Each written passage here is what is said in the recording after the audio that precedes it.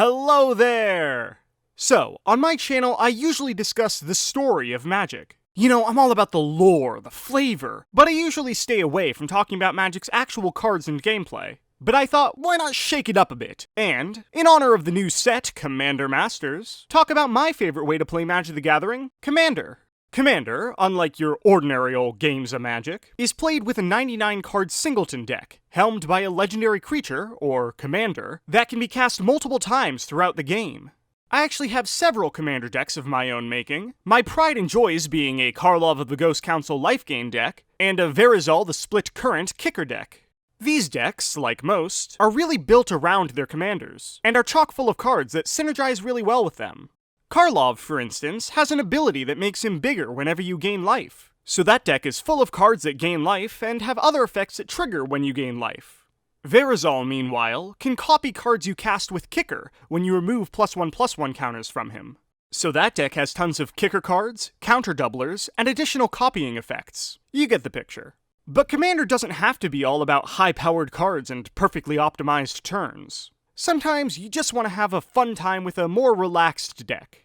Mayhaps one with additional deck building restrictions and a focus on lore and flavor? Well, if that specific scenario applies to you, I have just what you're looking for. Lore Commander! Lore Commander is a method I like to use for building a commander deck that revolves entirely around your commander's lore, story, and flavor. All other considerations be darned. Especially as someone who loves Magic lore as much as I do, I find this to be a super fun way of building for and playing my favorite format, and I'd like to show you how to do it too.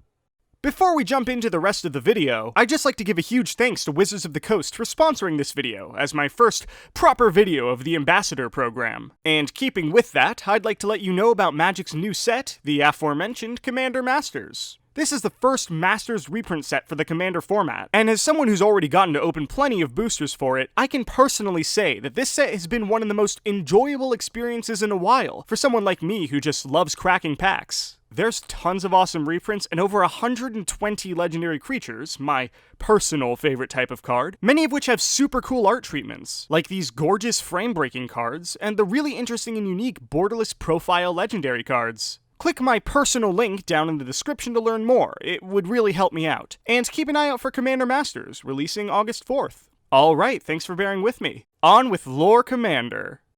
Alright, so, what are our rules here? Well, it's less strict rules and more general guidelines. When building a Lore Commander deck, the main thing you need to keep in mind is that you should try as hard as possible to make sure that every card in the deck meets one or more of the following criteria. A card in your deck should contain your commander's name in its name, feature your commander in its art, feature your commander in its flavor text, feature a different character closely associated with your commander, be set on the same plane that your commander is from, or otherwise be flavorfully tied to your commander in some meaningful way.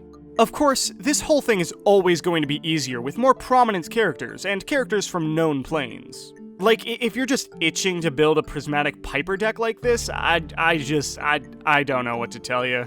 But even for more obscure characters, you can usually find a way to make it work. You just have to get a little bit creative, and that's part of the fun and the challenge. Oftentimes, you'll end up with a very unique deck with plenty of cards that you probably wouldn't normally use. So, how does one go about this? Well, first, of course, we need a commander. Let's start with one that's very easy for this type of thing. One which was just reprinted in Commander Masters with a brand new borderless profile art treatment. Teysa Karlov, granddaughter of my beloved Karlov of the Ghost Council, that blobby, disgusting ghost boy. Alright, step 2. See what lore info you can find about the character, to get a general sense of what you're aiming for when selecting cards. The best source for this is almost always going to be the MTG Fandom Wiki, which is a great source for everything Magic.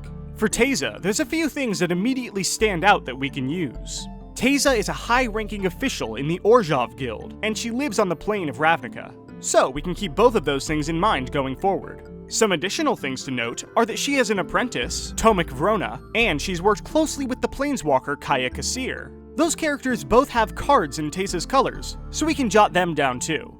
Alright, now let's go to scryfall.com, a fantastic resource for finding specific Magic cards. If we just search Teysa's name, we can see that she has 3 different cards. Both other Teysas create creature tokens, which works very well with Teysa Karlov's second ability. And Teysa Orzhov's Scion can sacrifice creatures, which synergizes well with Teysa Karlov's first ability. So these cards are great options not only for flavor, but mechanically too.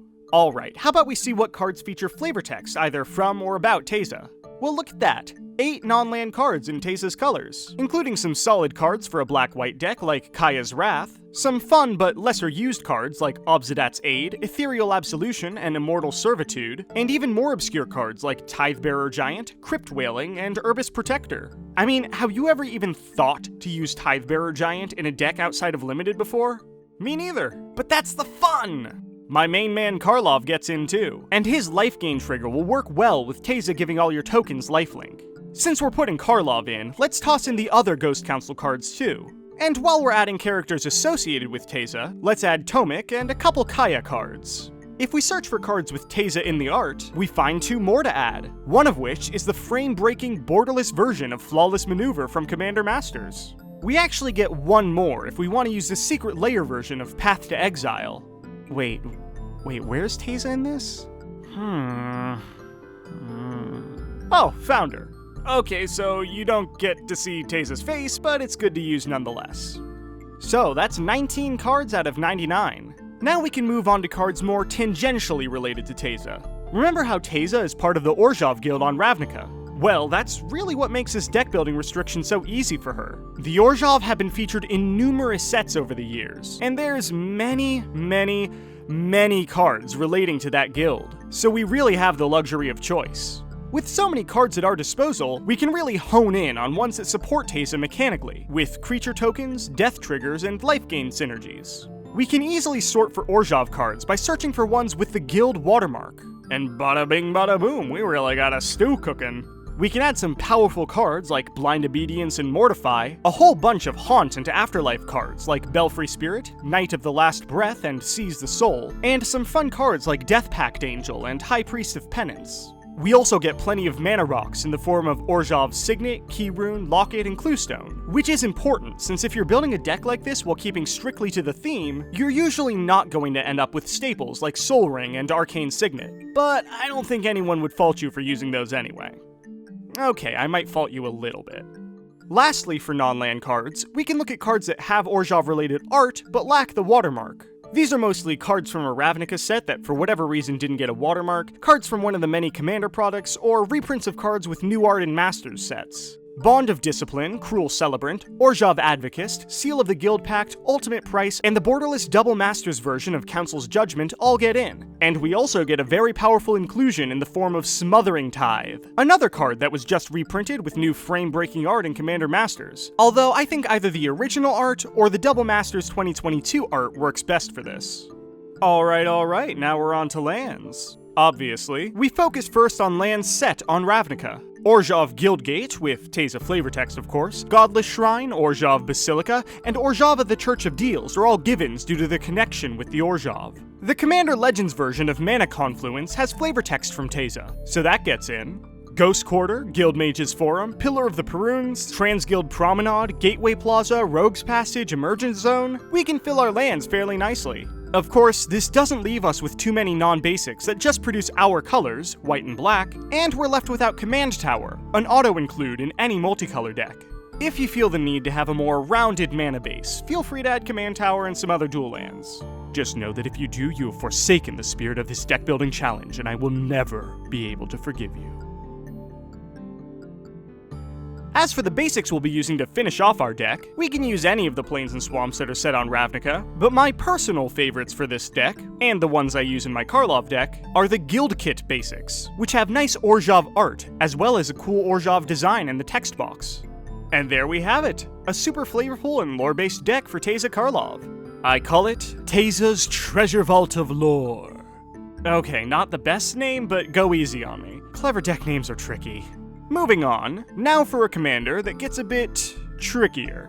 May I present Asmoranomardicadaistinaculdacar, every demon's favorite underworld chef.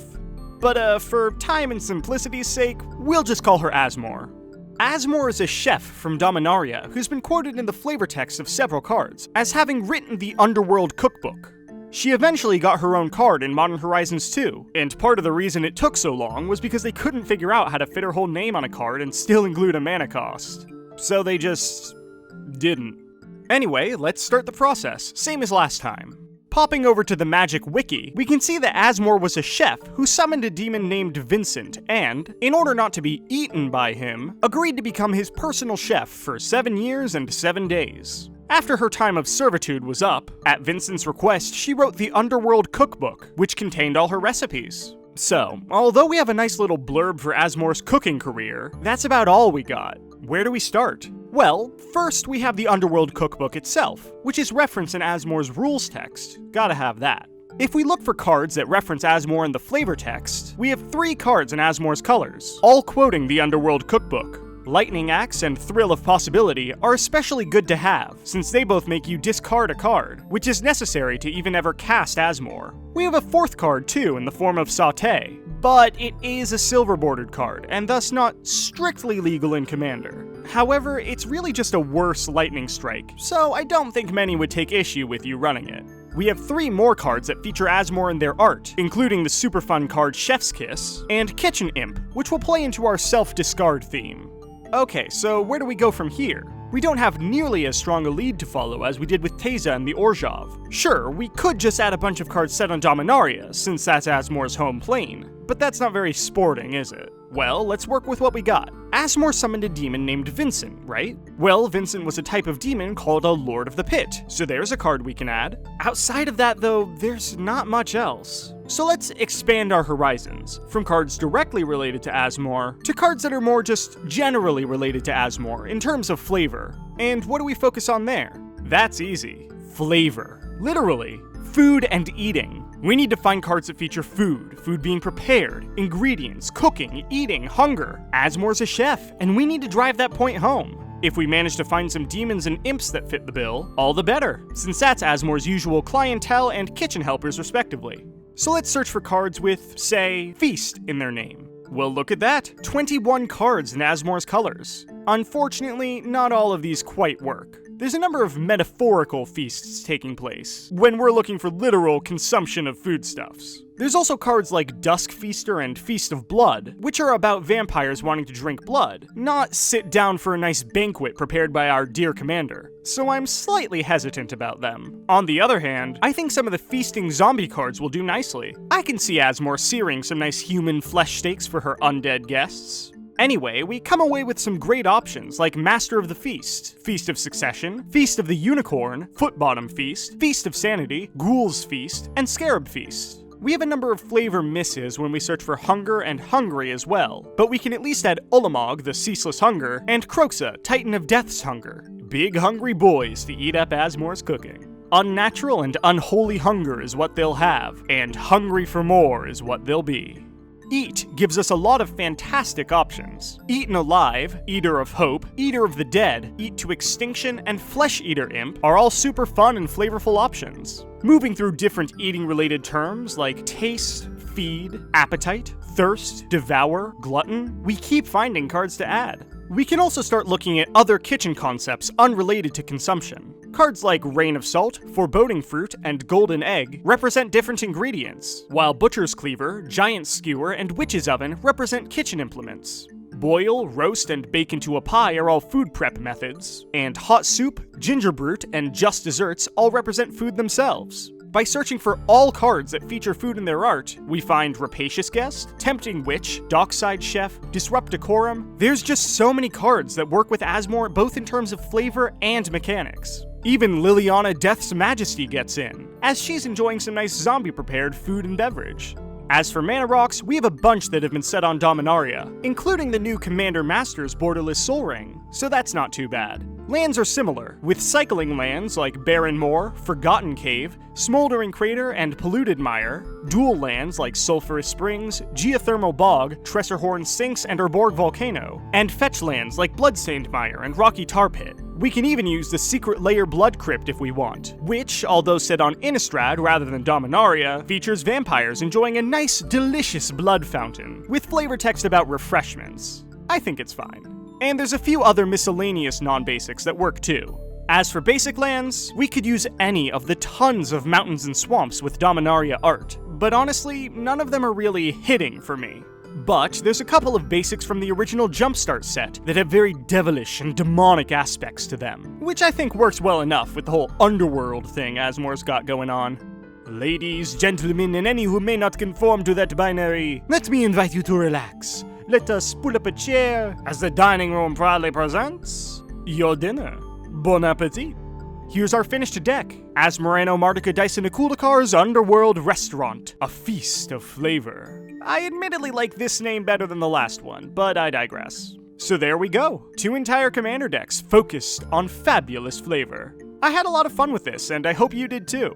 If you end up building a deck like this for yourself, or maybe you've already done so in the past, let me know down in the comments below. I'd love to hear what commanders you all would use for a lore deck, and what sort of theme you've got going on. I've put the links to the decks I put together for this video down in the description. With all that being said, thank you so much for watching this video. I know it was a break in my usual content style, so please let me know what you thought. I'm always looking for ways to improve as I branch out. Thanks again to Wizards for sponsoring me as an ambassador, and remember to please click my link down in the description. Thanks again for watching, and I'll see you next time.